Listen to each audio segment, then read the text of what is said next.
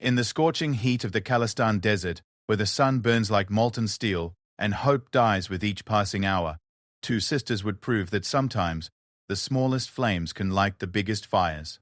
When Captain Elena Rodriguez received the order that would send 3,000 Marines into what military historians would later call the Devil's Corridor, she had no idea that her younger sister Maria, stationed 200 miles away with a sniper rifle and an unshakable resolve, would become the thin line between total annihilation and miraculous survival.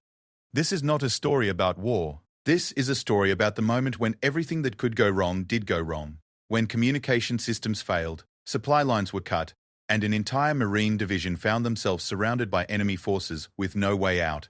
It's about how two women, trained in different specialties but bound by blood and an unbreakable code of honor, would defy direct orders, risk court-martial, and turn their weapons against impossible odds. What happened in those 72 hours would challenge everything the military thought it knew about strategic warfare, sibling loyalty, and the power of precision under pressure.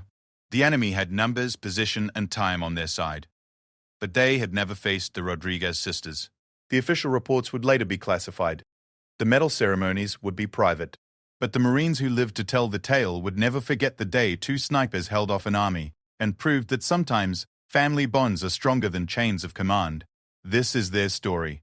Captain Elena Rodriguez wiped the sweat from her forehead as she studied the tactical map spread across the hood of the armored vehicle. The Khalistan desert stretched endlessly in every direction, a sea of golden sand broken only by occasional rocky outcroppings and the distant shimmer of heat mirages. 3,000 Marines under her command were preparing for what command had assured them would be a routine peacekeeping operation. But Elena's gut told her a different story.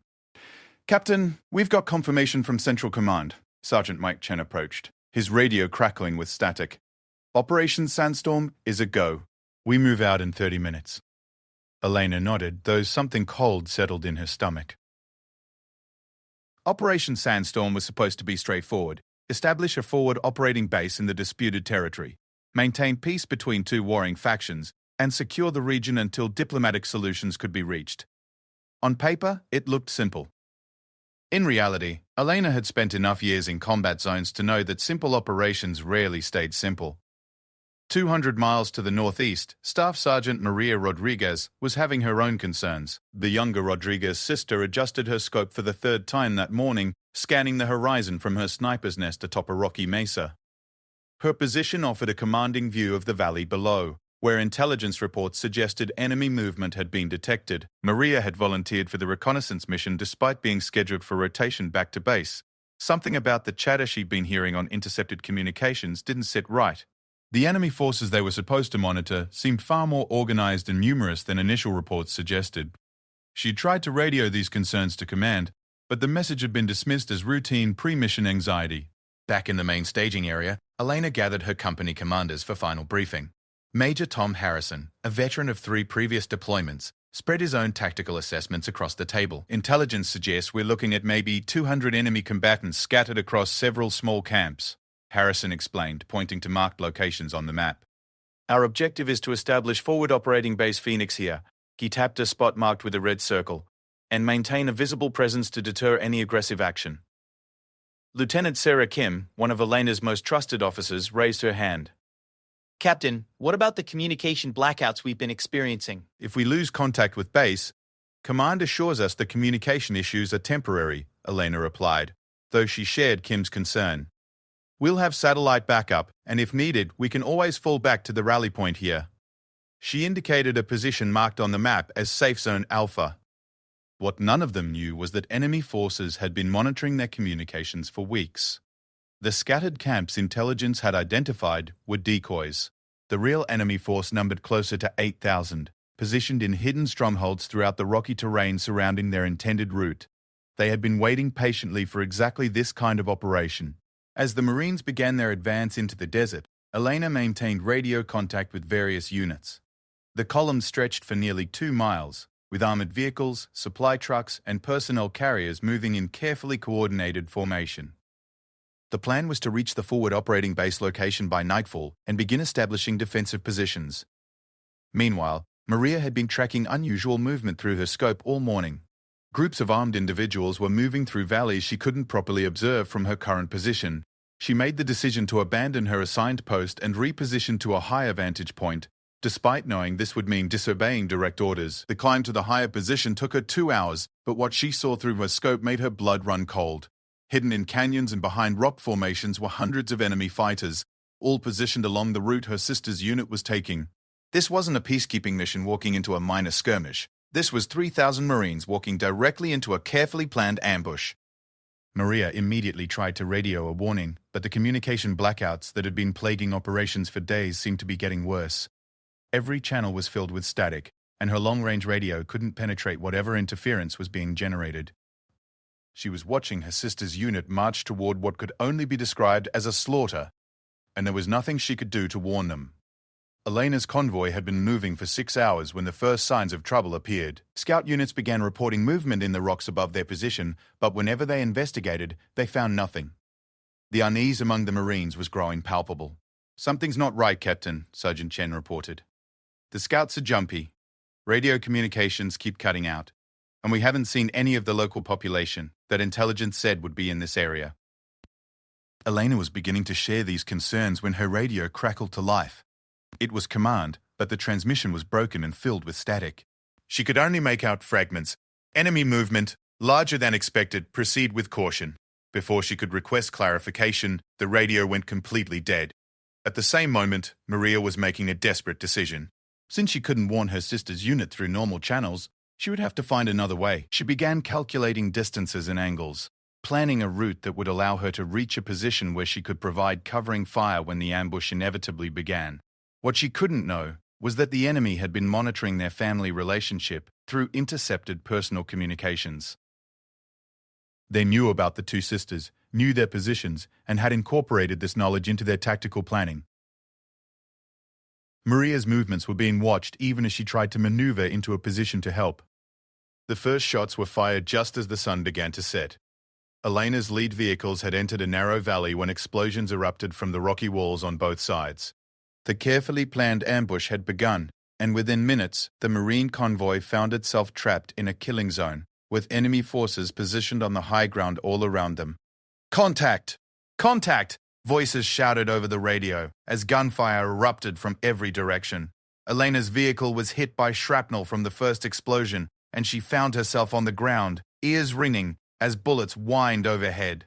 The Marines reacted with professional training, seeking cover and returning fire, but their position was nearly hopeless. They were in a valley with steep walls on both sides, enemy forces above them, and their line of retreat had been cut off by additional enemy units that had moved into position behind them. As Elena tried to assess their situation, she realized the full scope of what they were facing. This wasn't the small enemy force intelligence had described. Muzzle flashes were coming from dozens of positions in the rocks above, and the volume of fire suggested they were vastly outnumbered. Maria heard the gunfire from her position miles away and felt her heart stop. The sound carried clearly in the desert air, and she could see the flashes of explosions in the distance where she knew her sister's convoy should be. Without hesitation, she began moving toward the sound of battle, carrying her rifle and whatever ammunition she could manage. The enemy's plan was working perfectly. The Marines were trapped, communications were down, and reinforcements were too far away to help. All they had to do was maintain their positions and wait for the Americans to run out of ammunition and water. In the desert heat, without resupply, the Marines couldn't hold out for more than a few days. But the enemy had made one critical miscalculation. They had focused so intently on stopping the main force that they had failed to account for Maria Rodriguez, who was now moving through the desert darkness toward a battle she couldn't possibly win, armed with nothing but a sniper rifle and an unshakable determination to save her sister.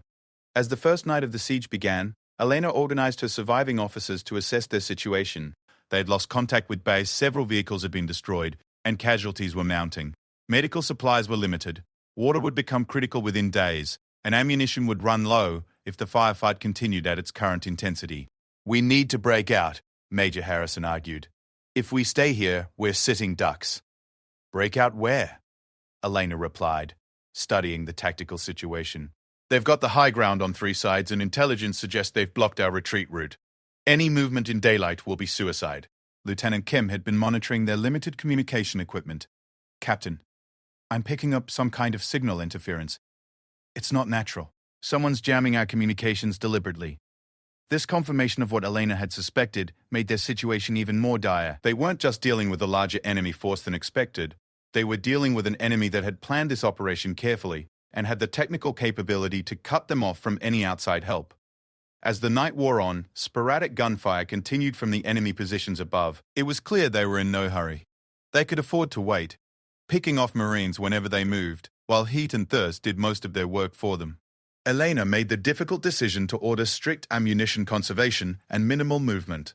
They would hold their positions, treat their wounded, and hope that someone at command would realize they were missing and send help. It was a slim hope, but it was all they had. What she couldn't know was that Maria was already moving through the darkness toward their position, using terrain features and natural cover to avoid enemy patrols. The younger Rodriguez sister had spent years perfecting her skills as a reconnaissance specialist and sniper, but she had never faced a challenge like this. 1. Maria carried enough ammunition for perhaps 50 shots, 2 days' worth of water, and emergency medical supplies. Against an enemy force numbering in the thousands positioned in fortified locations throughout the rocky terrain, her mission seemed impossible. But Maria had something the enemy didn't expect.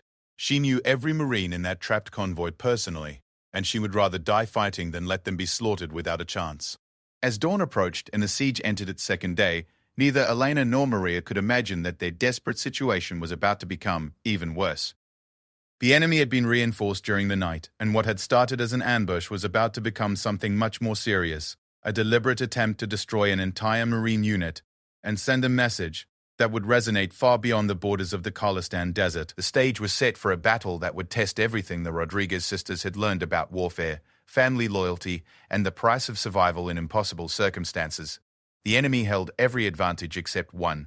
They had never faced the combined determination of two women who refused to accept defeat, no matter what the odds. Dawn brought no relief to the trapped Marines. If anything, daylight revealed the true scope of their desperate situation. Elena crawled carefully to an observation point and used binoculars to study the enemy positions surrounding them. What she saw made her stomach tighten with dread. The rocky walls on either side of the valley were riddled with hidden positions, each one carefully concealed but offering commanding fields of fire down into the trapped convoy. Muzzle flashes had given away some locations during the night fighting, but Elena could see that for every position they had identified, there were probably 2 more they hadn't spotted yet. "Captain," Sergeant Chen crawled up beside her, "we've got casualties in 3 vehicles, and Corpsman Martinez is running low on medical supplies. The wounded need evacuation, but we can't move them without exposing them to fire from above." Elena finished. The tactical situation was becoming clearer, and none of it was good. They were trapped in what military tacticians called a kill box, a carefully prepared zone where the enemy could concentrate devastating fire on any target that moved. Meanwhile, Maria had spent the night moving through terrain that would challenge an experienced mountain climber. The rocky desert landscape was treacherous in darkness, with loose stones that could trigger a landslide and hidden crevices that could break a leg or worse. But Maria's years of reconnaissance training had taught her to move silently through any terrain, and her intimate knowledge of desert survival kept her alive where others might have perished. As the sun climbed higher, Maria reached a position that gave her a view of the valley where her sister's unit was trapped. Through her scope, she could see the destroyed and damaged vehicles, the hastily constructed defensive positions, and the tiny figures of Marines trying to move between cover points. She could also see something else that made her blood run cold. The enemy was preparing for a major assault. Hidden in the rocks above the trapped Marines, hundreds of enemy fighters were moving ammunition and equipment into position. Maria counted at least 12 heavy weapons positions being prepared, including what appeared to be mortars that could rain indirect fire down on the American positions. This wasn't going to remain a siege much longer. It was about to become an execution. Elena had reached the same conclusion from her position below. The enemy fire during the night had been probing, designed to keep the Marines pinned down while the real assault force moved into position. Now, with the sun providing clear visibility, she could see movement in the rocks that suggested something big was coming. "All unit commanders, report to my position," Elena ordered over her short-range radio. Within minutes, Major Harrison, Lieutenant Kim, and 3 other surviving officers had crawled through the defensive perimeter to reach her command vehicle. "Gentlemen, lady," Elena began, "we need to face facts. This isn't a random ambush. This was planned, coordinated, and executed by people who knew exactly where we would be and when we would be here. Someone fed them our operational details." Major Harrison's face was grim. "How many are we looking at, Captain?" Based on the firing positions I can identify, I'd estimate we're facing at least battalion strength, possibly more. They've got us surrounded, they've cut our communications, and they're preparing for a major assault. Eleanor paused, letting this sink in. We're not going to be rescued in time. We need to plan for the possibility that we're going to have to fight our way out of this ourselves. Lieutenant Kim had been studying the terrain through binoculars. Captain, there might be a route through that canyon to the northeast. It's narrow, probably mined or watched, but if we could reach it... It's a death trap, Major Harrison interrupted. They'd pick us off one by one in that narrow space. We'd be better off making a stand here. Elena considered both options, neither of which offered much hope. A breakout attempt would mean exposing their people to concentrated fire across open ground, with the wounded slowing them down and no guarantee the escape route would actually be passable. Making a stand meant eventually running out of ammunition and water, with the same result. What none of them knew was that Maria had identified the same canyon Lieutenant Kim was looking at, and she had reached a different conclusion. The canyon wasn't a death trap for the Marines. It was a death trap for the enemy forces positioned to cover it. From her elevated position, Maria could see that the enemy had positioned only a small force to watch that escape route, apparently believing it was too dangerous for the Americans to attempt. Maria began calculating ranges and angles. The canyon mouth was at the extreme edge of her effective range, nearly 800 meters away. But she had made longer shots under more difficult conditions. More importantly, she could see that the enemy positions overlooking the canyon were positioned to fire down at anyone moving through the narrow passage, which meant they would be exposed to fire from her direction. But first, she had to get a message to her sister somehow. The communication jamming that was blocking their radios might not affect other forms of signaling. Maria remembered the emergency procedures they had learned in training: mirror signals, smoke signals, even careful use of tracer rounds to convey information. She began planning a way to let Elena know that help was coming and that the canyon route might be viable if the enemy positions covering it could be eliminated. Back in the trapped convoy, the situation was deteriorating rapidly. The desert heat was becoming brutal, and water supplies were running lower than Elena liked to think about. Several of the wounded Marines needed medical attention that went beyond what their field medics could provide, and ammunition reserves were dropping as Marines were forced to return fire against enemy probing attacks. "Captain!" Corpsman Martinez approached her position, crawling low to avoid sniper fire.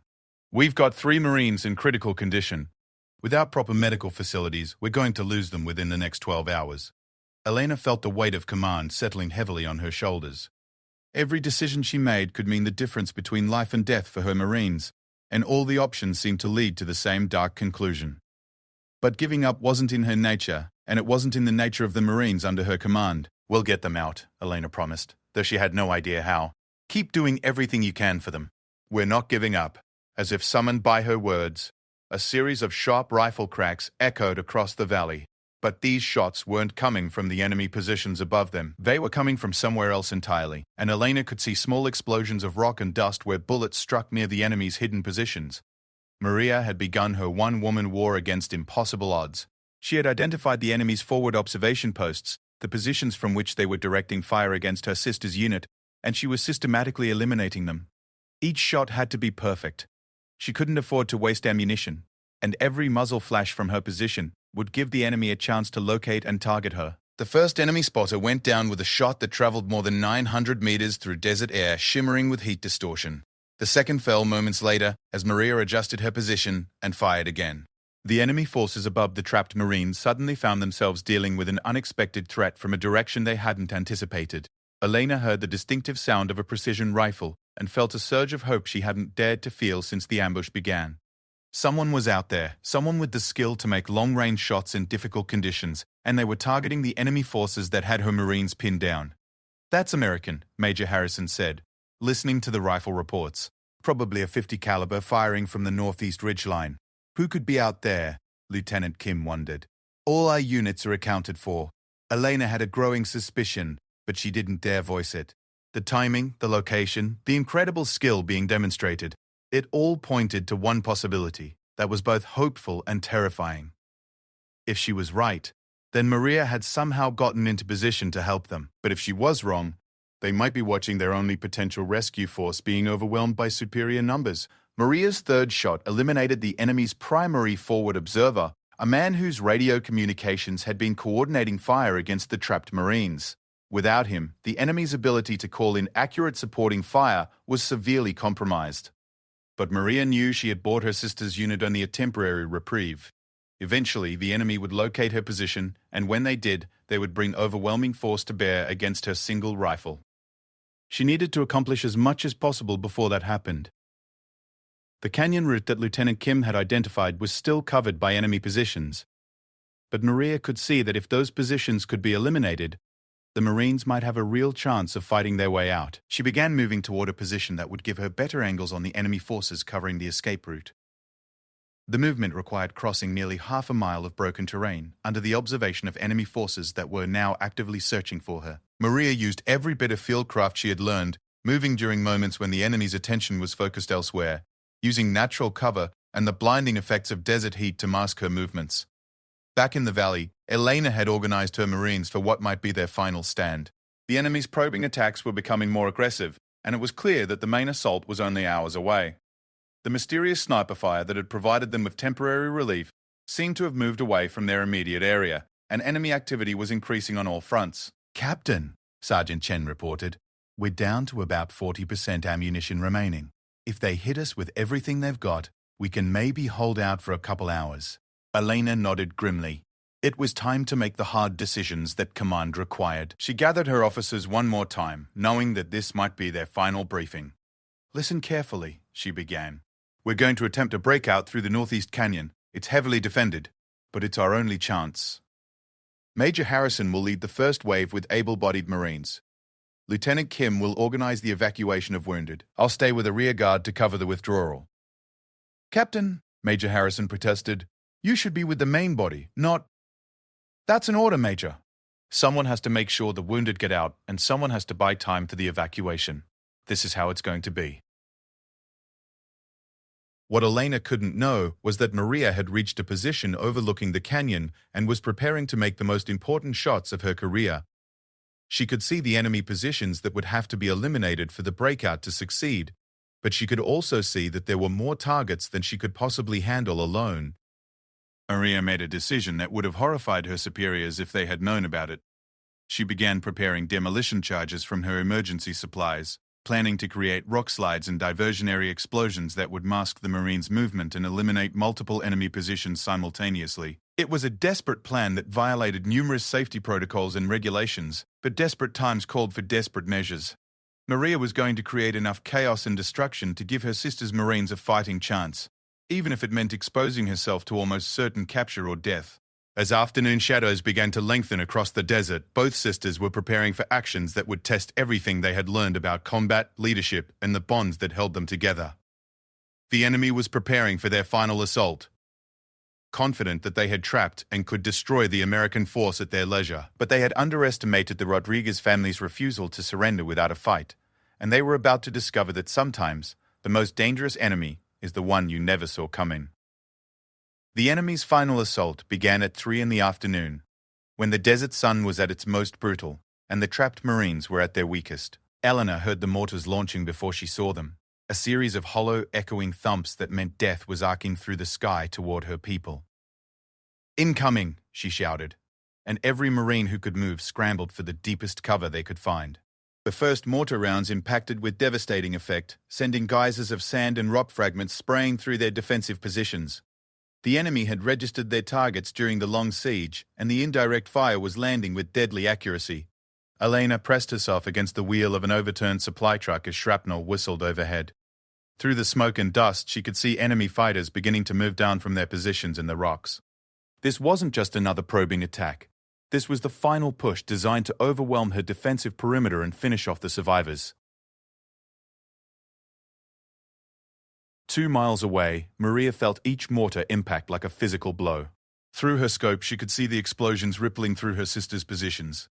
Could see the tiny figures of Marines scrambling for cover as death rained down on them. The logical part of her mind knew she couldn't save them all, couldn't stop an artillery barrage with a rifle, no matter how skilled she was. But Maria Rodriguez had never been controlled entirely by logic. She had prepared her improvised demolition charges, positioned them at carefully selected points along the rocky ridgelines where enemy forces were staging for their assault. Now, as she watched the mortar attack intensifying, she made the decision that would either save her sister's unit or get them all killed. The first explosion came from a position nearly 1,000 meters from Elena's trapped convoy, where Maria had placed charges beneath a rocky overhang that sheltered one of the enemy's mortar positions. The blast brought down tons of rock, crushing the mortars and their crews, and suddenly one section of the devastating indirect fire simply stopped. Elena heard the explosion and felt a moment of confusion. It had come from the enemy's direction, and she could see smoke rising from positions that had been raining death on her Marines just moments before. Before she could process what was happening, a second explosion echoed across the valley, and another enemy position disappeared in a cloud of dust and falling rocks. Maria was working with the precision of a demolitions expert and the desperation of a sister watching her family die. She triggered each charge at the moment when maximum enemy forces were in position, using her sniper scope to time the detonations for maximum effect. The charges she had prepared weren't large enough to level entire positions, but they were perfectly placed to create rock slides and structural collapses that eliminated key enemy strongpoints. The enemy forces found themselves dealing with something they hadn't planned for. Their own positions were under attack from an unknown source, and their carefully prepared assault was falling apart as support positions disappeared in clouds of smoke and falling debris. Radio communications erupted with confused reports and demands for information that no one could provide. Elena seized the moment of confusion. All units, she shouted into her radio. Enemy positions are under attack from unknown friendly forces. Prepare for immediate breakout toward the northeast canyon. Move now while they're distracted. Major Harrison didn't hesitate. He organized the able-bodied Marines into assault teams and began moving toward the canyon mouth, using the smoke and chaos from Maria's demolitions as cover. The wounded would have to be carried, which would slow the breakout, but staying in their current position meant certain death. Lieutenant Kim coordinated the evacuation of casualties, organizing stretcher teams, and ensuring that no wounded Marine would be left behind. It was a complex operation under ideal conditions. Under enemy fire, with smoke and debris filling the air, it required courage that went beyond normal human limits. Maria watched the breakout begin and shifted her position to cover the canyon approach. Through her scope, she could see enemy forces moving to intercept the Marines, and she began engaging targets with the methodical precision of a master craftsman. Each shot had to count. She was down to 37 rounds, and there were far more than 37 enemy fighters between her sister's unit and safety. The first enemy fighter who tried to position himself to fire down into the canyon jerked and fell as Maria's bullet found its mark across nearly 900 meters of desert air. The second managed to get off several shots before Maria's return fire silenced his weapon permanently. But more were coming, and Maria could see that she would soon be overwhelmed by sheer numbers. Elena's Marines reached the canyon mouth and immediately came under fire from the positions Maria hadn't been able to eliminate. The narrow passage that offered their only hope of escape was turning into the killing ground the enemy had planned it to be. Marines were falling, and the forward progress of the breakout was slowing to a crawl. That was when Maria made the decision that would define the rest of her life. She abandoned her concealed position and began moving directly toward the enemy forces covering the canyon, firing as she moved, drawing attention away from her sister's Marines and onto herself. It was tactically insane, strategically suicidal, and absolutely necessary. The enemy fighters who had been concentrating their fire on the Marines in the canyon suddenly found themselves under attack from a direction they hadn't expected. A lone figure was moving through the rocks above them, appearing and disappearing behind cover. But every time she appeared, one of their number fell to precisely aimed rifle fire. Maria was using every principle of reconnaissance and evasion she had ever learned, but she was applying them in reverse. Instead of avoiding contact, she was seeking it. Instead of remaining hidden, she was making herself visible to draw enemy fire. Every shot the enemy wasted trying to hit her was a shot that wasn't being fired at the Marines in the canyon below. Elena could see the lone figure moving through the rocks above the canyon, could see the muzzle flashes as the mysterious sniper engaged target after target with deadly precision. But she could also see that whoever was up there was taking enormous risks, exposing themselves to enemy fire to protect the Marine breakout. "Who is that?"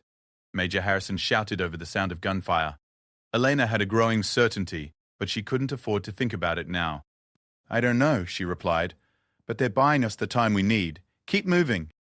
The Marine column pushed deeper into the canyon, carrying their wounded, and maintaining as much speed as possible over the rough terrain. Behind them, the sound of gunfire was intensifying as more enemy forces moved to engage the lone sniper who had disrupted their carefully planned ambush. Maria was down to 23 rounds, and she could see enemy fighters moving to surround her position. She had eliminated the immediate threats to the canyon route, but now she was facing the consequences of her actions. Dozens of enemy fighters were converging on her location, and she had nowhere left to run. She found defensive position behind a cluster of boulders that offered some protection and good fields of fire. If she was going to make her last stand, this would be the place. Maria checked her remaining ammunition one more time, adjusted her scope settings, and prepared to sell her life as dearly as possible. The enemy assault on her position began with grenades and automatic weapons fire that turned the air around her hiding place into a storm of flying metal. Maria waited for the initial barrage to slacken, then emerged from cover long enough to engage the nearest targets. 2 enemy fighters fell before she was forced back behind the rocks by renewed fire. Elena's Marines had reached a wider section of the canyon where they could move with more speed, but they could hear the intensifying battle behind them. Whoever was covering their withdrawal was fighting against impossible odds, and the sound of the firefight suggested that the unknown friendly force was being overwhelmed. "Captain," Lieutenant Kim called out, "we've got to help whoever's back there." "We can't," Elena replied, though the words tasted like poison in her mouth. "We've got wounded Marines who won't survive if we don't get them to safety. We have to keep moving." It was the hardest decision Elena had ever made, but it was the right one tactically. Turning back would mean sacrificing the Marines she had already gotten out of the kill zone, and there was no guarantee they could reach the unknown sniper in time to make a difference. The best way to honor whoever was making this sacrifice was to ensure it wasn't made in vain. Maria had used 18 of her remaining rounds, and the enemy fire was becoming more accurate as they closed in on her position.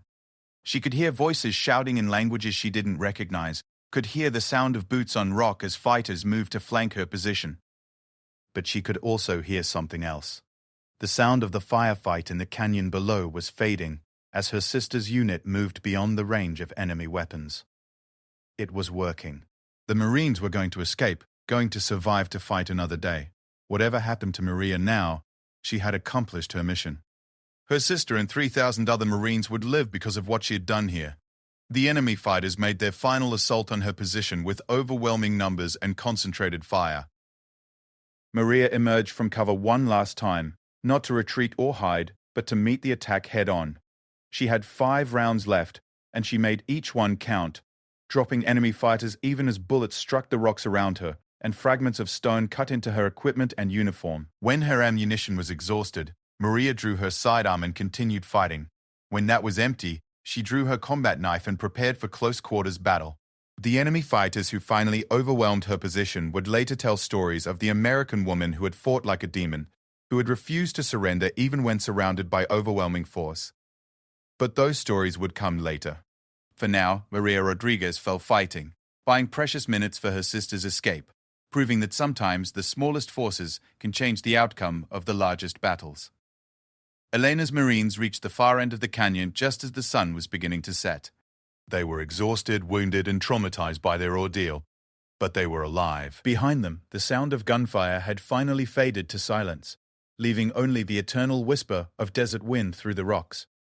Elena organized a defensive perimeter and began treating the wounded as best she could with limited supplies. She also began trying to re-establish communication with command, hoping to call in medical evacuation and reinforcements.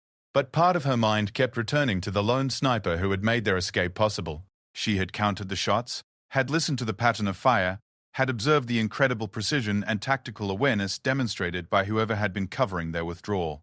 Everything about the unknown sniper's performance reminded her of someone she knew, someone who had been trained in the same schools, who shared the same tactical philosophy, who fought with the same relentless determination that had always characterized the Rodriguez family.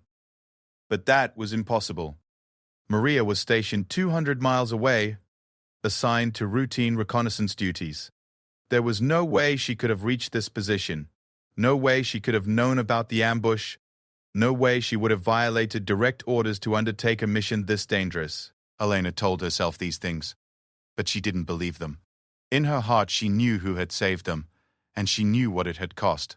As darkness fell over the desert, Captain Elena Rodriguez wept for the first time since the ambush began, mourning not just the Marines who had been lost, but the sister whose sacrifice had made their survival possible.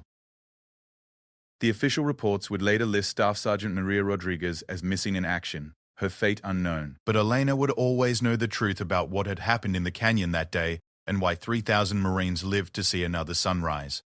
3 days had passed since the breakout from the canyon, and Elena's Marines were running out of everything. Water was nearly gone, medical supplies were exhausted, and ammunition was critically low. They had established a defensive position in a rocky outcropping that offered some protection from the desert sun, but their situation remained desperate. Elena had managed to establish brief radio contact with command, but the communications were intermittent and filled with static. What she had learned filled her with both hope and dread. Search and rescue operations were underway, but enemy forces controlled most of the territory between the Marines' position and friendly lines. The relief force would have to fight their way through heavily defended positions to reach them. Moreover, intelligence had finally realized the true scope of what they were dealing with. The enemy force that had ambushed the Marine convoy wasn't a ragtag collection of local fighters. They were part of a well-equipped, professionally trained militia that had been planning this operation for months.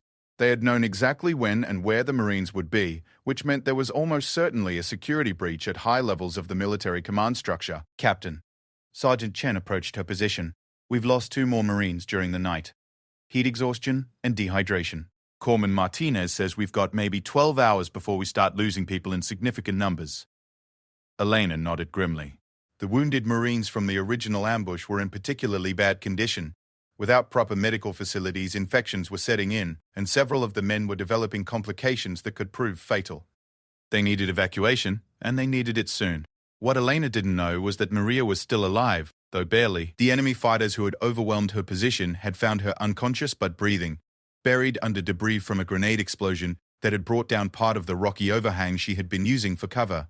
Instead of finishing her off, they had taken her prisoner, recognizing that an American sniper might be valuable for intelligence purposes or prisoner exchanges.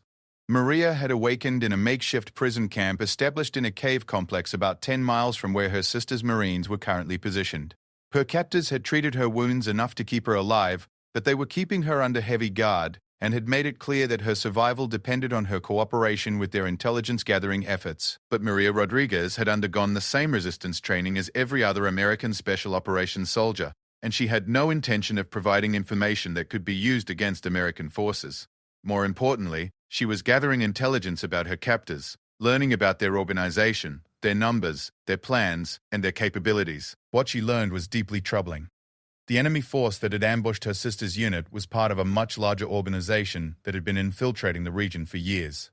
They had connections to international terrorist networks, access to sophisticated weapons and equipment, and most alarming of all, they appeared to have detailed intelligence about American military operations that could only have come from sources within the US government or military. They were planning something much bigger than the ambush of a single Marine convoy. The attack on Elena's unit had been a field test, a way of evaluating American response times and tactics before launching a series of coordinated strikes against multiple targets throughout the region. If successful, these attacks could destabilize the entire peacekeeping operation and potentially draw American forces into a much larger conflict. Maria began planning her escape almost from the moment she regained consciousness. The cave complex where she was being held was well guarded, but her captors had made the mistake of underestimating what a trained American soldier could accomplish, even when wounded and outnumbered. They had searched her for weapons but had missed several items of equipment that could be improvised into tools for escape and evasion. Meanwhile, the rescue force dispatched to reach Elena's Marines was running into the same kind of carefully planned resistance that had ambushed the original convoy. The enemy had positioned blocking forces along every possible approach route, and the relief column was taking heavy casualties while making frustratingly slow progress through the defensive positions.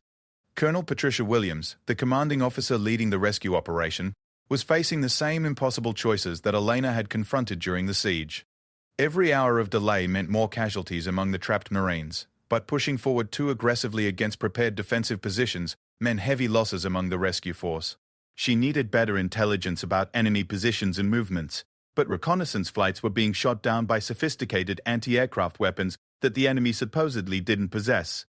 Colonel Major Robert Taylor, her intelligence officer, reported, "We're seeing coordination and equipment levels that suggest this isn't just a local militia. Someone's been supplying them with military-grade weapons and training, and they're executing tactics that suggest professional military leadership." Colonel Williams studied the tactical maps spread across the hood of her command vehicle. The enemy positions were marked in red, forming an almost impenetrable barrier between her forces and Elena's trapped Marines.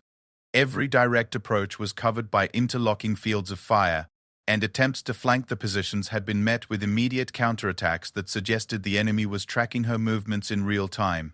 What about air support? She asked. Limited, ma'am. They've got surface-to-air missile systems positioned throughout the area.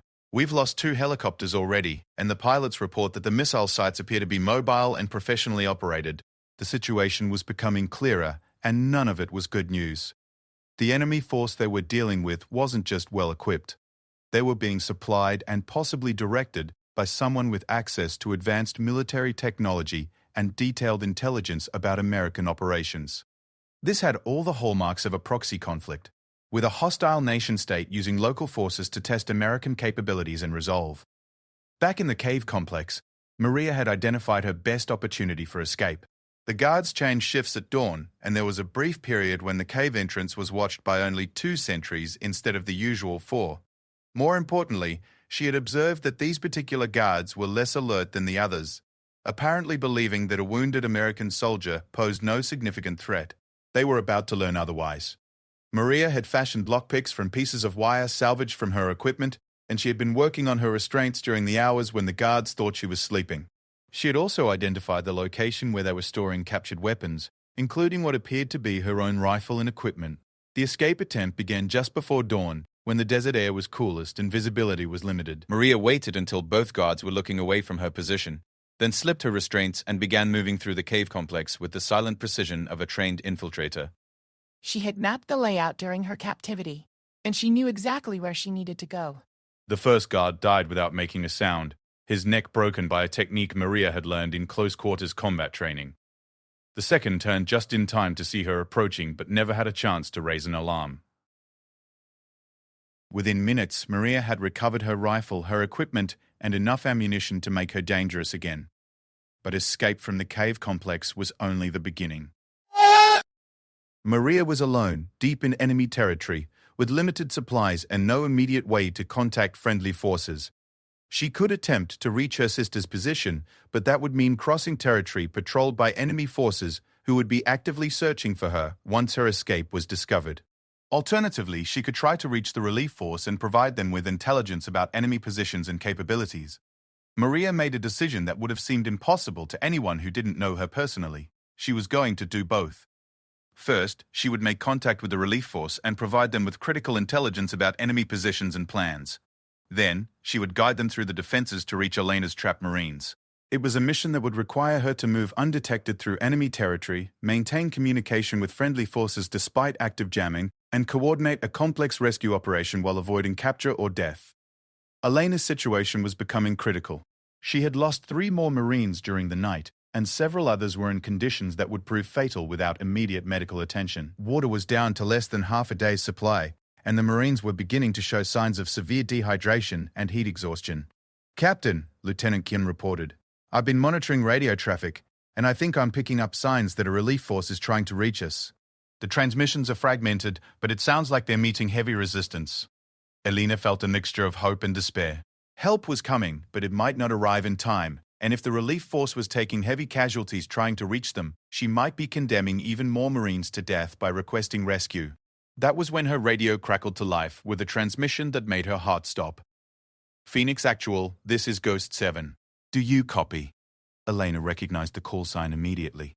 It was Maria's personal radio identifier, the one she used for covert reconnaissance missions. But that was impossible.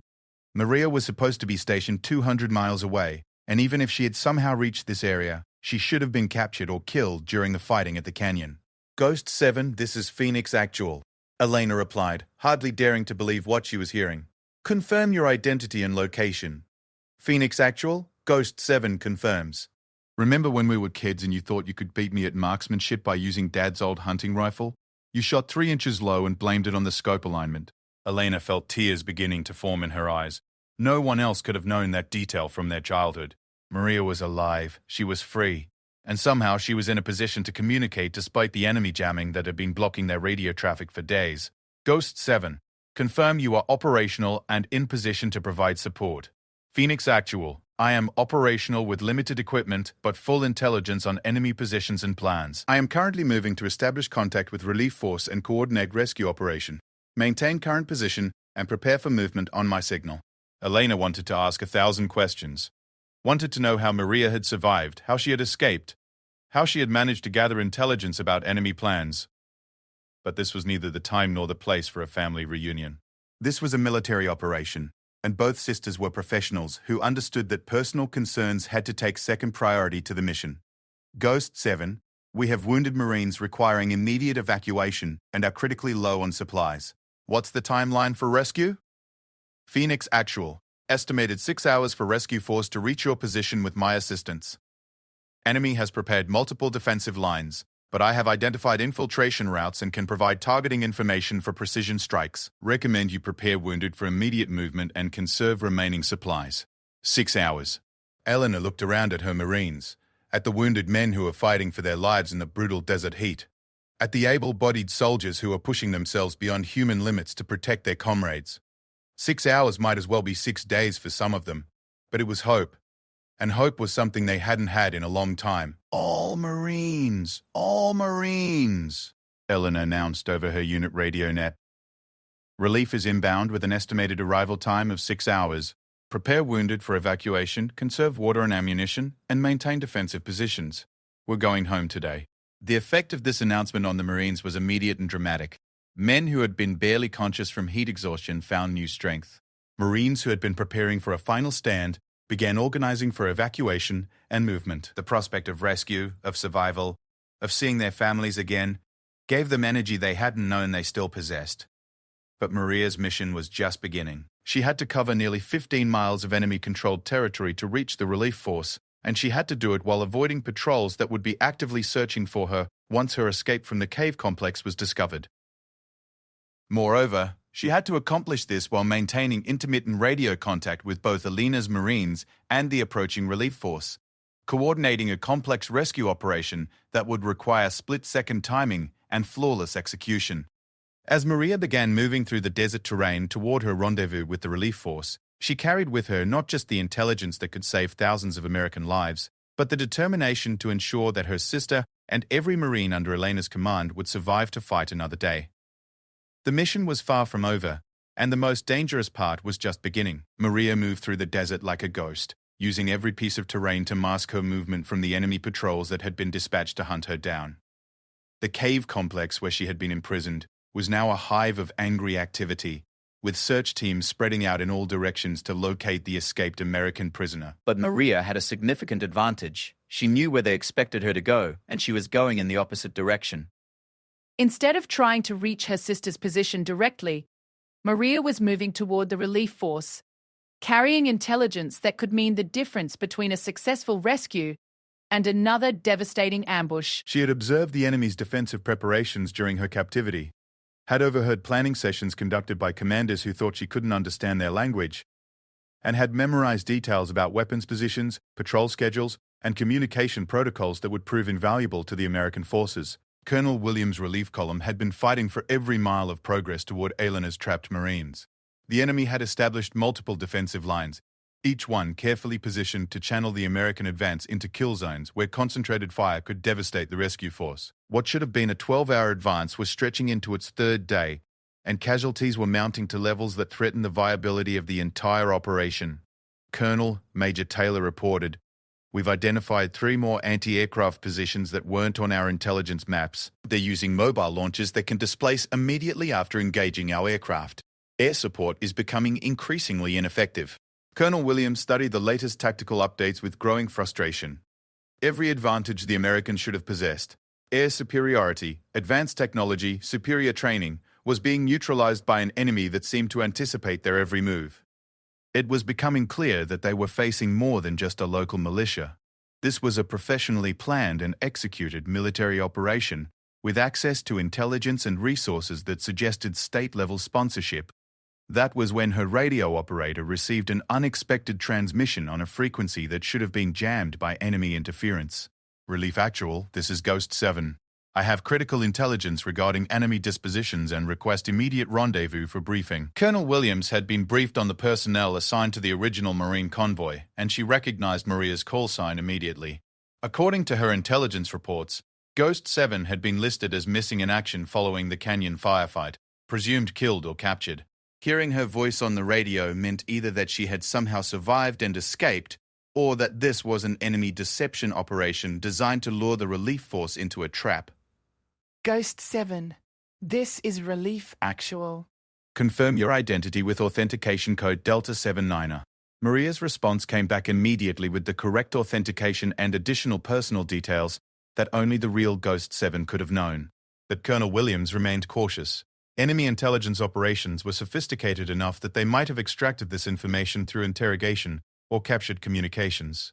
Ghost 7, provide current status and location for rendezvous. Relief Actual, I am approximately 8 kilometers northeast of your current position, moving through Sector 7 Alpha. I have escaped from enemy captivity with detailed intelligence on defensive positions, weapons locations, and operational plans. Recommend immediate tactical halt while I provide briefing on enemy capabilities and vulnerabilities. Colonel Williams made a decision that went against every instinct about operational security, but which her tactical situation demanded. She needed better intelligence about enemy positions, and if Ghost 7 really had escaped from captivity with detailed information about enemy plans, that intelligence could save hundreds of American lives. Ghost 7, proceed to grid reference 847-329 for rendezvous. Exercise extreme caution. Enemy patrol activity is heavy in that sector. Maria adjusted her route toward the designated rendezvous point, moving through terrain that would have challenged an experienced desert survival expert under ideal conditions. But these were far from ideal conditions. Enemy search teams were actively hunting for her. The desert heat was approaching lethal levels, and she was operating on limited water and no food, while carrying equipment that included her rifle, ammunition, and captured intelligence materials. She reached the rendezvous point 30 minutes ahead of schedule and immediately began establishing a defensive position that would allow her to observe the approaches and confirm that the relief force hadn't been followed by enemy patrols.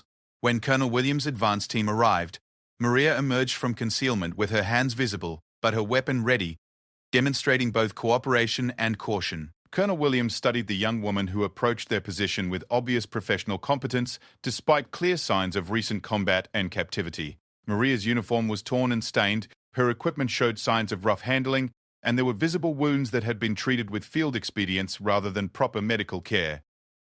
But her bearing was alert and confident, and her eyes held the sharp focus of someone operating at maximum tactical awareness. "Colonel," Maria said without preamble, "we need to discuss enemy capabilities immediately. They know we're coming, they know our routes of advance, and they're prepared for exactly the kind of relief operation you're conducting. If we proceed with standard tactical approaches, we're going to lose the rescue force and the trapped Marines." Colonel Williams motioned for an intelligence officer to join them. "Ghost 7, provide your assessment." Maria spread a hand-drawn map on the hood of the colonel's vehicle, marking positions and defensive installations with the precision of a trained intelligence analyst. "The enemy has established 3 defensive lines between your current position and the trapped Marines. Each line is anchored on natural terrain features and supported by mobile weapons teams that can shift position rapidly. They have anti-aircraft coverage that extends beyond what your intelligence indicated, and they're using communication intercept capabilities that suggest advanced technical support." "What's your recommended course of action?" Colonel Williams asked. "Bypass the prepared defensive positions entirely. There's a route through the Badlands to the west that they haven't covered because they consider it impassable for a force of your size. It's difficult terrain, it'll require leaving heavy equipment behind, but it's the only approach that doesn't lead directly into a kill zone." Major Taylor studied the route Maria had marked on her map. "Ghost 7, that route would require us to traverse 12 miles of broken canyon country with no vehicular support." How do we evacuate wounded Marines through terrain like that? We carry them, Maria replied simply. Colonel, the enemy's entire defensive plan is based on channeling your forces into prepared positions where they can use superior numbers and positioning to destroy your relief column. "They've got this whole region mapped and fortified, except for that one route. It's our only chance."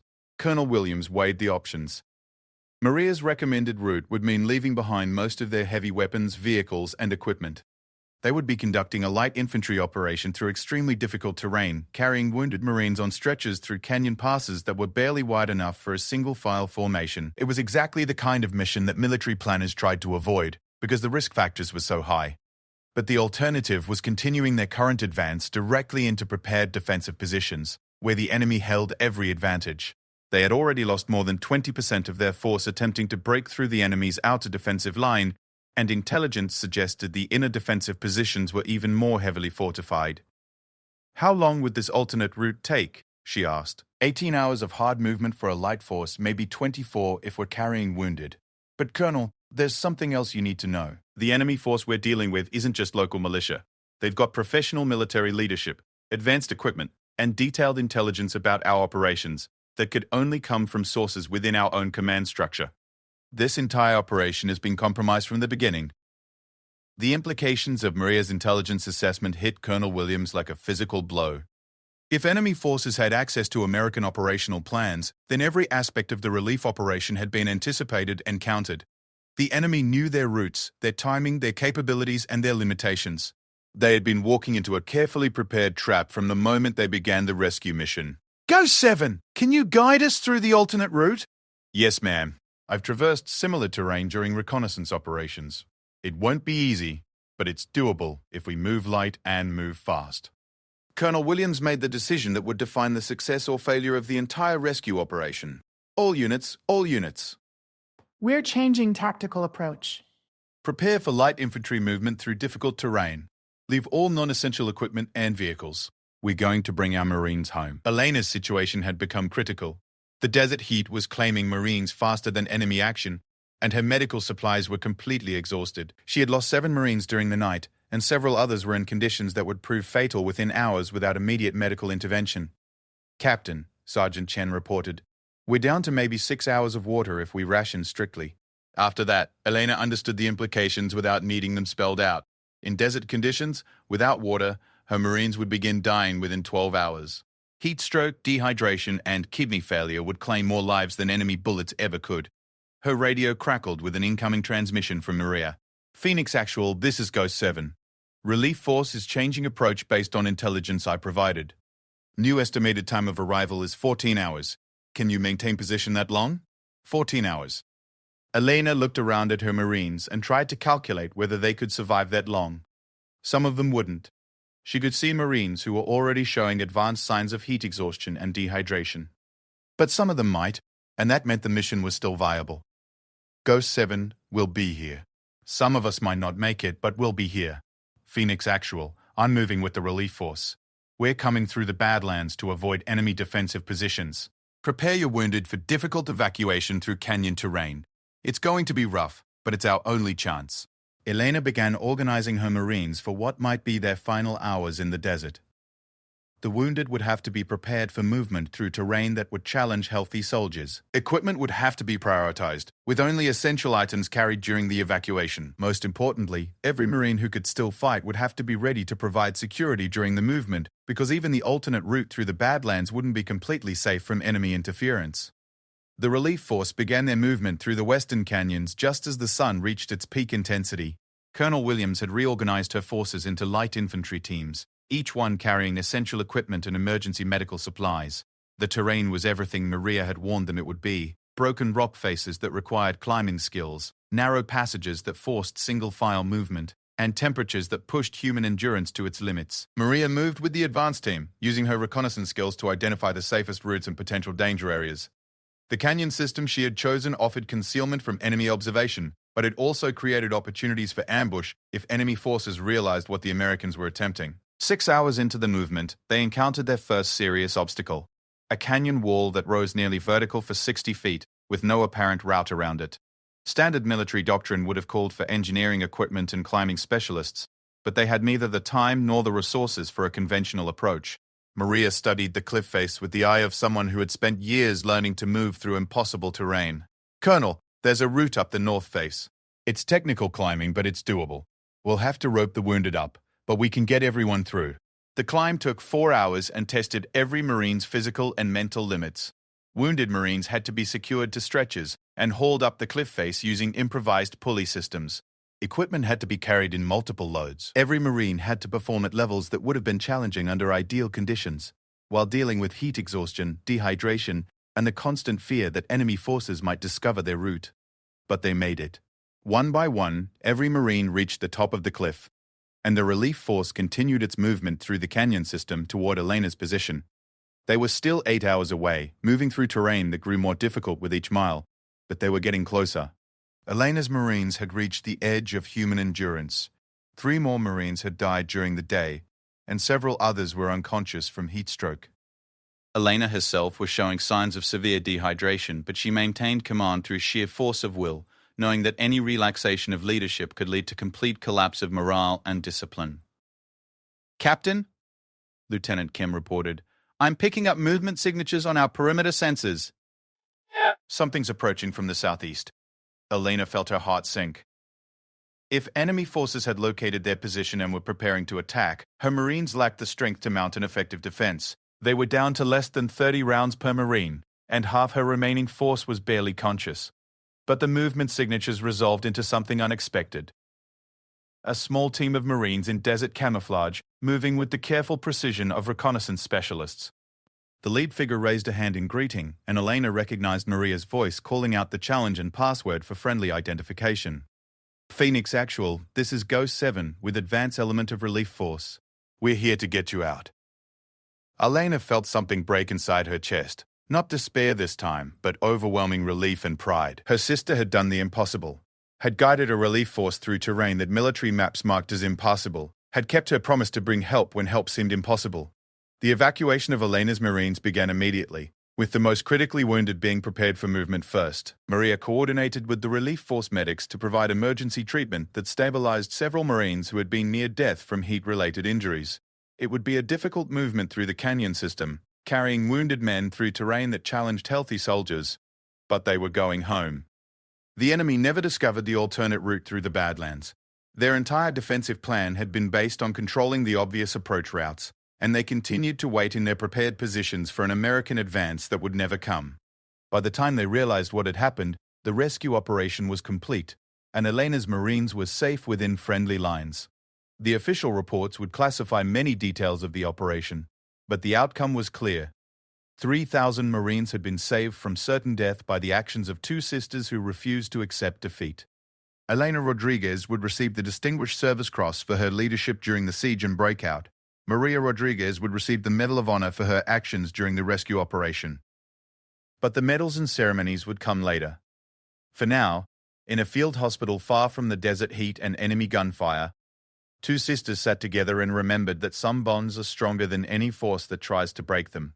They had faced impossible odds and emerged victorious, proving that sometimes family loyalty and professional competence can overcome any obstacle. The enemy had planned for everything except the determination of two women who would rather die fighting than live knowing they hadn't done everything possible to protect the Marines under their command. In the end, that determination made all the difference between tragedy and triumph, between loss and victory, between despair and hope. The Rodriguez sisters had turned the tide, and 3,000 Marines lived because of their courage.